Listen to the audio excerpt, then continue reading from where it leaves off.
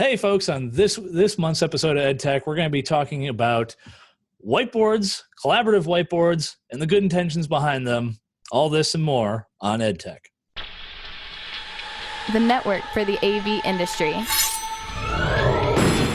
What are you listening to? This is AV. This is AVNation. This is AVNation.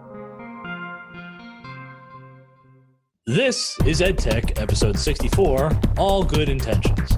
Support for AVNation is brought to you by Extron Electronics. This is EdTech, the monthly higher ed tech podcast. I'm your host, Bill O'Donnell. This month, I'm joined by Mr. Jason Taylor from Drexel. How are you, sir? I'm good. How are you? Good. I'm also joined by Scott Tyner. How are you, sir? I'm doing great, Bill. Thanks for having me on again. Of course. And last but certainly not least, the Amos to my Andy, Mr. Ernie Bailey. How are you, sir? Bill, I'm doing great. That's good. So, a couple of the articles we're going to cover today. The first one off the gate is through Commercial Integrator, and it is about how Almo Professional acquires Intenso. And in their case, they are going down the realm of doing content creation service. Now, a bunch of us end up doing digital signage from time to time. And, if you go through the article and everything, it does kind of get more into this realm of who do you get your digital signage, either both the hardware or the software. And then really it also then turns into who are you getting some of your content from? Because I won't lie, some of us have folks who are dedicated just to creating the content, to which I say good for them. If you're like me or a couple other folks, say at like Rutgers or some other schools, sometimes they actually farm out that content creation to, they're literally content creation services. And in this case, it kind of boils down into, do you go with a content creation service that's through your distributor, or do you go through the integrator, or do you just go to the third party and, hire a really scrappy MFA student and say, get going, I hope you know how to do Python, and get crack-a-lackin'. So, as I say, Scott, I'll start with you first on this one. Yeah, I think this is a good move. I think one of the things that we all know that AV manufacturers, integrators need to start doing is thinking about services, not just equipment. At Bates, and I think we were just saying, Bill, everybody does their own thing. At Bates, all of our administrative assistants for the academic programs are content creators for our digital signage system. So we probably have 20 to 30 content creators. But I think for a lot of places and a lot of schools who use digital signage in different ways, this makes a lot of sense. And I can see schools buying into this idea of, if not all of the content, some of the content. So I think doing this type of thing of bringing in services into a manufacturing or integrator business makes a ton of sense. Yeah, well, in this case, the way I kind of view it is, it's hey, we already give you the hardware. A lot of times, folks are under state contracts, so it's a contract extension, or you work it on, you extend it out this way.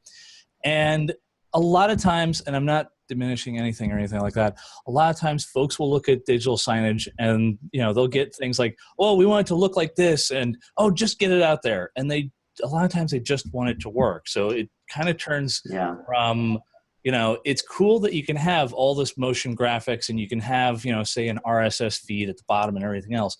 But it's another thing to be the guy that has to go and say, okay, how do I get this to where folks pay attention? And a lot of times it does help if you have a service where they're like, oh yeah, no, we already know all the ins and outs and we know how long the content will play for that folks will pay attention to and everything.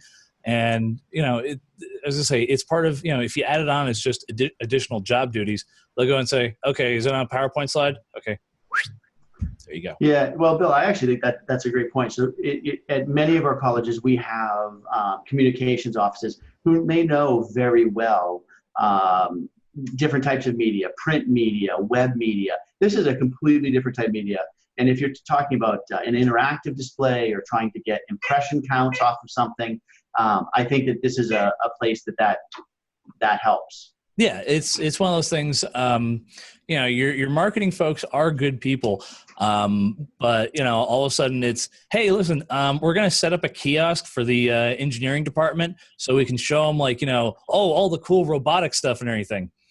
Your marketing folks know how to reach out to the external people via maybe say email or maybe a YouTube video or something like that. But making, the actual, push the button here, they're going to go, I don't know, here's the video. It's just, here, just make it look cool. And it's nothing against them. It's marketing. That's their whole thing. But it then kind of turns on us, in which it's like, well, Bill, you already know how to do digital signage. I'm like, yeah, but I'm not, I know how to wire the GPIO stuff. That doesn't mean I know, how the, if you push this button, it goes to this and that. It's like, no, I will admit up front, I am a hardware guy. But if you told me, Bill, you have to make up an interactive sign, I'll go, cool. Here's some PowerPoint. Here's some embedded video. And I'm pretty sure I can drag and drop an RSS feed. There you go. As I say, Ernie, how about yourself with all the funness going on? Well, we actually hired our own content creator, and we have a creative service department that oversees everything for the hospital and the school.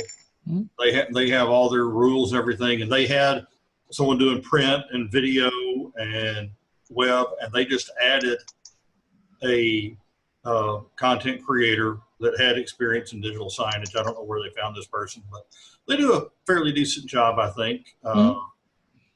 It's one of those things where it's kind of like getting on a bicycle. Like the initial kind of like push it's one of those like, I don't know what's going on. But then once it starts hitting a stride, it's like, okay, yeah, here we are. It's going, it's moving. It's because it's really kind of forming, you're essentially forming your own brand with it. Not that there's not already, certain branded colors and schemes and things like that. But I'll say this, certain with our own campus, the School of Performing, or not School of Performing Arts, but the College of Music, Arts, and Communications, the theater department, how they brand everything versus how they brand it over at the, in the fine arts building, two very different animals as to how they come across and how they deal with it. And that's within the same college. So it's kind of steering the Titanic. They put a stop to that on our campus several years ago. And there is one group that approves any branding. If you put our logo or our colors on anything, it has to be approved by them. Even if it's, just a bug in the corner of your PowerPoint. But they control what it looks like if it's being seen by anybody off campus. Oh, yeah. My all-time favorite was many, many moons ago when I was far younger and dumber, was we were actually installing AV for MetLife. Now, here's the fun part. Do you know that MetLife, when they were still doing stuff with Snoopy, well, two things. One, they actually do have a specifically branded MetLife blue as well as a MetLife font. Okay, fine.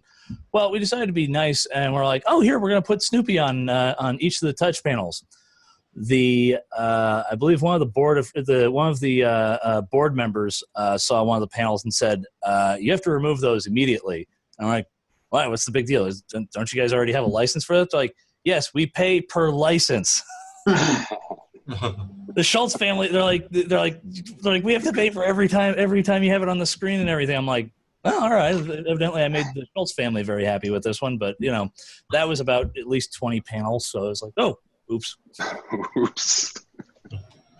So it's one of those. Once again, you get into a license and branding and everything else. Jason, do you guys end up running the digital signage on your campus, or do you guys just throw? We do not. You don't? No, there is digital signage, and I believe it comes under student life. And it's lacking, honestly. There's not a whole lot of signage around. I can tell you the temperatures on the signs downstairs are about 30 degrees off. They say it's in the 50s right now. I don't know if it's set for Celsius, but So, I think that the content it's obviously managed in-house. So I kind of like the idea of outsourcing, having a company come in and say, hey, let's put all these more signs up and here's how we can run your content for you a little better. It is. It's because, Jason, just to give everyone a better idea of things, how big is the staff that you guys have for how many classrooms?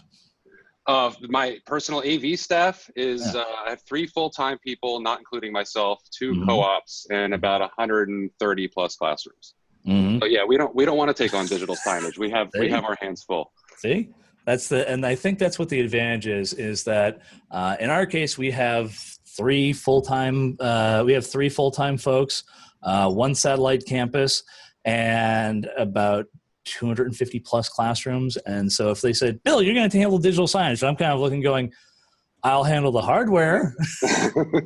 Yeah, I'll put the signs up. Yeah, but it's one of those things of, can we do it? Sure. Give me another body, because it's right. Balancing out job duties and everything else, because it's not that, as I say, believe me, it's not like we're all just kicking back in our offices and reading Reddit. It's really more of, okay, we have this project going on. We have downtime this time frame. We're looking at getting classrooms done then. And yeah, I actually really appreciate the fact that we're kind of getting into you can actually pick who your content creation service is. It's actually a beautiful thing. Anyways, so next up on the list is off of Rave, and it's written by our own Scott Tyner of No More Collaborative Whiteboards, please. And please. He's very nice about it. Please. That's all caps. If you go like internet speak is please. But anyway. I should have just done a hashtag, please. There might have been more. No, that's all right. See, I would have done hashtag sorry, not sorry. But anyway. Yeah, there you go.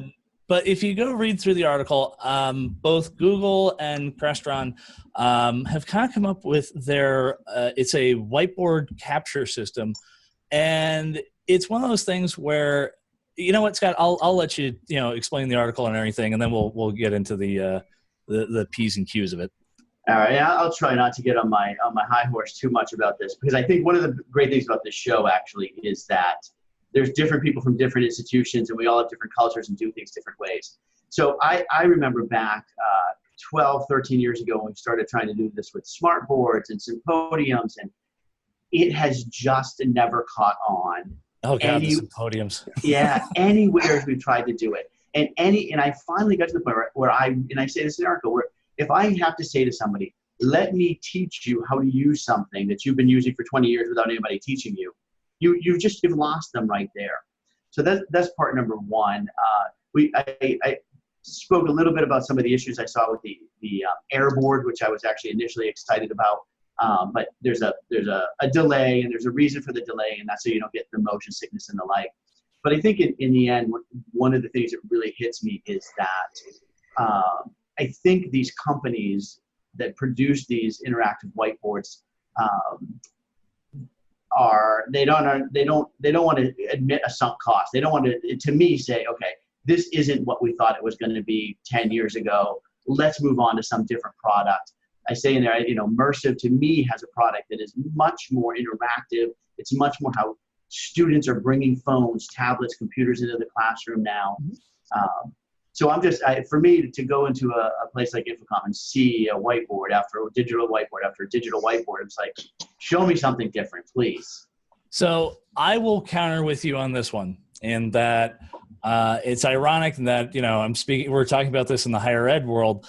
However, the place that I can see it's a weird, like, kind of, oh, here, we aimed it at you guys. And I'm like, you should aim it over this way, is actually in the pharmaceutical realm. Those folks, they live and die by whiteboards. I kid you not. I remember like going into Novartis and a couple other places, and they still had, and this is very telling, they actually still had whiteboard capture systems. However, they had 2 models. One was you could record all the content that was being written, and it would record onto a 3 1/4 floppy, to which I was kind of looked and I was like, How did it just, that's just impressive. And the other one was through a USB dongle. I'm still trying to figure out how they were able to shove that onto a 3 1/4 floppy, but that's another discussion. But the thing is that I can see the intent of where this was coming from, and that is we do have faculty members who I'm gonna just use as this. They're very seasoned. They're very much in the realm of don't move my cheese. And there are ones who are like, yeah, no, I teach by writing out equations or writing out stuff on the whiteboard and everything. And you're right. I will definitely give you this, in that if they have to go and do an extra couple of steps, or they have to if there's an easy record button, this would be awesome. If there was like oh gosh, see, I'm already formulating this in the back of my head. If there was a way where you had like a little GPIO button and you literally just it said like record, and you went just slapped it on the wall, and there you go. That would probably make a lot of folks really happy. You'd also have to script it to where it just records straight to the desktop or something. But I think that's where Google and Crestron kind of reached out, was that you have some of these faculty members who are like, yeah, no, I do this stuff on a chalkboard, or I also do stuff on a whiteboard, and that's just how I teach. I can also see like music department folks doing this. But the one of the things I found out about the Crestron whiteboard or the Airboard, was the fact that it only covers a 4 foot by 6 foot imprint. So, if you try to do this in a big auditorium, you're going to have a couple, or you're going to have to build out some blocking to where folks are going to look and say, are we doing like gymnastics in here, or what's going on? So it's a good, I would say this, there's good intent behind it. But the road to heck is paved with good intentions. So there are some things I think need to kind of go back into the oven and everything. That's just my little bit. And ironically, how I'm gonna take myself off the soapbox. And Ernie, Jason, either of your opinions on this one? Well, I'll go. For years, like Scott, we've had people say, let me come show you our whiteboard, and I'll bring faculty in, and they'll all look at it and they'll say, that's neat. But then when they start showing how to use it, it's not intuitive. It's not something they can pick up. They don't want to spend time learning how to use the teaching tools. And I've always advocated against that. You need to have something that's very simple, intuitive, that instructors can use. They should be thinking about what they're teaching, not how to use the technology. I've never had an instructor, after we show them one of these whiteboards, say, I'll go to the provost for you and tell them we need 3 of these. No one wants to back up the funding. They got other things they'd rather see money spent on.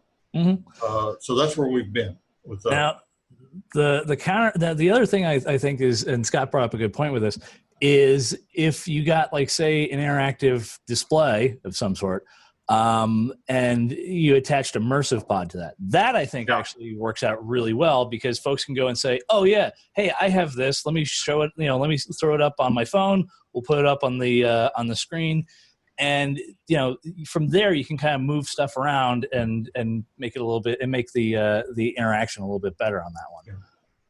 But that's just, as I say, that once again, that's my soapbox. I'm gonna get right back off.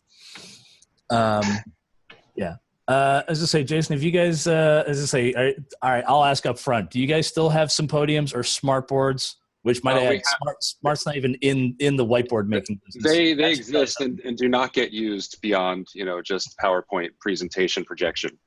There is a product out there that I like. The Samsung Flip is a pretty intuitive whiteboard. Mm-hmm. The problem is that the current iteration doesn't have an output, so it's not very useful in a classroom setting. It was basically designed for a conference room setting. And I think everyone they've given it to has said, you need an HDMI out on this thing if you want it to be useful. So I think that will come. But it's a pretty intuitive, it's got a pen you write on, you flip it over, it's a highlighter, you use the back of your hand to erase it. You can scroll through pages. So even if you're not trying to save anything, you're not trying to do anything other than what a normal whiteboard does, it does that, without somebody telling you how to do it. You can literally pick up the little pen and start writing on it. Fair enough. That's the only one that I've seen that I'm like, oh, this works well. Everything else it's too much. How do I do this? True. Like I said, a lot of times with our faculty, there does kind of turn into this, hey, look at all the cool toys we have for you. And Scott kind of hit the nail on the head. And that is, you can, listen, we can make, $1 million Ferrari style classrooms and everything.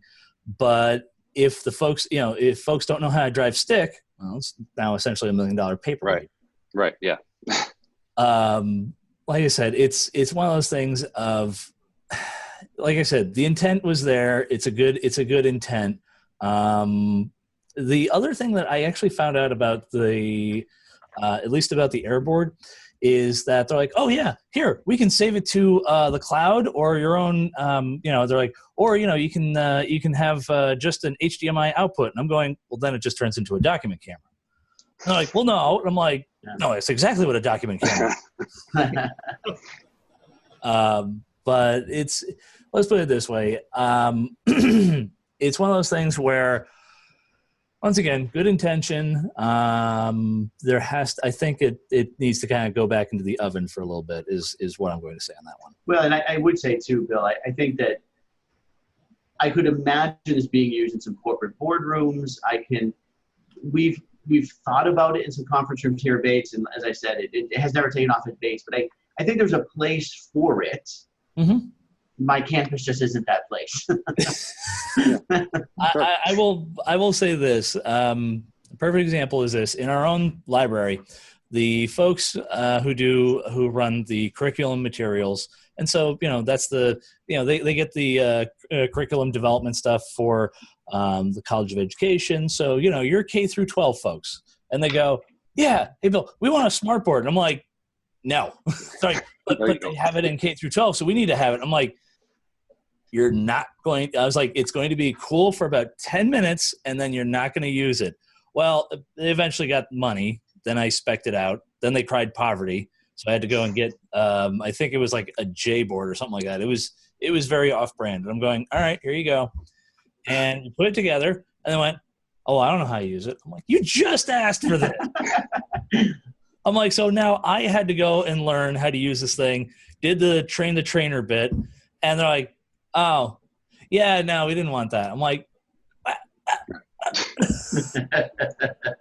and let's put it this way. It's one of those things where folks look and go and say, it's cool.